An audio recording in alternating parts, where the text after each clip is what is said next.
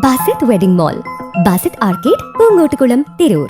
CPM സംസ്ഥാന secretariat അംഗവും മുൻ MLA-യുമായ M. സ്വരാജ് നിലമ്പൂർ ഉപതെരഞ്ഞെടുപ്പിൽ ഇടത് സ്ഥാനാർത്ഥിയായി മത്സരിക്കും.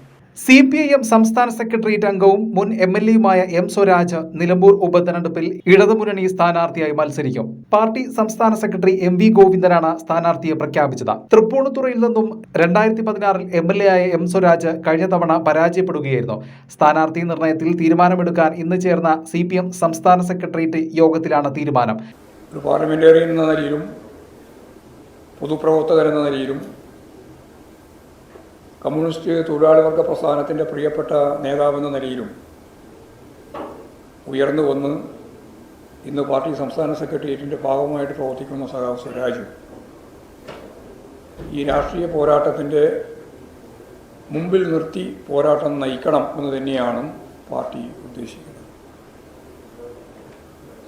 വലിയ മുന്നേറ്റം ഇടതുപക്ഷ ജനാധിപത്യ മുന്നണിക്ക് നിലമ്പൂർ നിയോജകമണ്ഡലത്തിൽ ഉണ്ടാക്കാനാവും.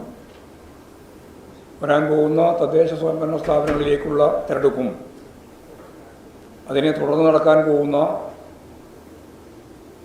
2026 ഏപ്രിൽ മെയ്യിൽ നടക്കുന്ന സംസ്ഥാന നിയമസഭാ തിരഞ്ഞെടുപ്പിലും വലിയ മുന്നേറ്റത്തിലേക്ക് പോകുന്നതിൻ്റെ നാന്ദി കുറിക്കുന്ന ഏറ്റവും ഉജ്ജ്വലമായ ഒരു രാഷ്ട്രീയ പോരാട്ടമായിരിക്കും